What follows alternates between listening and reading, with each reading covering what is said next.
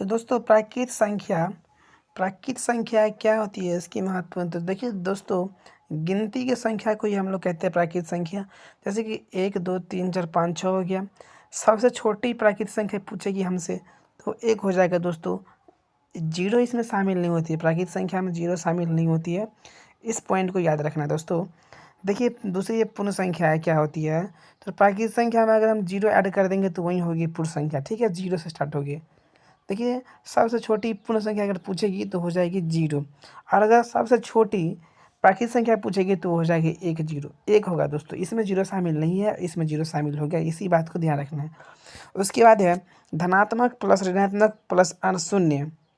तो धनात्मक और ऋणात्मक और शून्य क्या होता है पता ही होगा दोस्तों। देखिए माइनस लगा हो गया तो हो गया ऋणात्मक, शून्य तो शून्य हो गया, और धनात्मक हो गया 1 2 3 4 5 6। अगर धनात्मक पूर्णांक की बात करें तो 1 2 3 4 5 अनंत तक जाएगा। अगर ऋणात्मक पूर्णांक की बात करें तो -1 -2 -3, ये भी अनंत तक जाएगा। उससे आगे देखिए क्या है, परिमेय संख्या है। परिमेय संख्या क्या होता है, यानी कि रेशनल नंबर।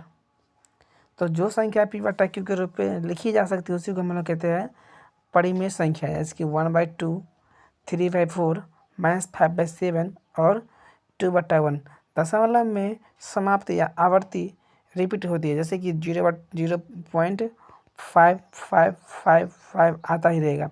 देखिए 0.3333 आता ही रहेगा इसी प्रकार से। उसके बाद हमारा इरेशनल नंबर यानी कि अपरिमेय संख्या, जो संख्या है जिसको p/q में नहीं लिखा जा सकता। जैसे कि रूट में 2, रूट में 3। पाई भी क्या है, एक अपरिमेय संख्या है, इसको भी याद रखना है।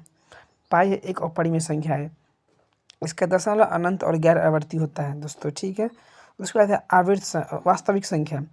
वास्तविक संख्या क्या होती है दोस्तों, परिमेय संख्या और अपरिमेय संख्या सभी संख्याओं के ऐड करने से बनती है वास्तविक संख्या है। संख्या रेखा पर आने वाली संख्या वास्तविक होती है दोस्तों। इसको भी पॉइंट ऑफ व्यू के एग्जाम से सही है दोस्तों, इसको याद रखना है। संख्या रेखा क्या होता है, लाइन नंबर। संख्या रेखा सभी को पता होगा, दाईं ओर जाने पर संख्या बड़ी होती है। दाईं ओर यानी कि इधर जाने पर, दाईं ओर जाने पर संख्या बड़ी होती है और बाईं ओर जाने पर संख्या छोटी होती है, और इधर जाने पर संख्या छोटी होती है। ठीक है ना, याद रखना है हमें इस चीज़ को। उसके बाद महत्वपूर्ण तथ्य एग्जाम पॉइंट ऑफ व्यू के महत्वपूर्ण। सबसे छोटी प्राकृतिक संख्या पूछेगा तो 1 होगा। सबसे छोटी पूर्ण संख्या तो 0 हो जाएगी। 0 न तो धनात्मक है और न तो ऋणात्मक संख्या है, इसको याद रखना है। सभी प्राकृतिक संख्याएं पूर्ण होती है, सभी पूर्ण संख्या पूर्णांक होती है, और सभी पूर्णांक संख्या परिमेय होती है, और सभी अपरिमेय और परिमेय मिलकर वास्तविक संख्या बनती है दोस्तों। वीडियो कैसा लगा कमेंट में बताएंगे।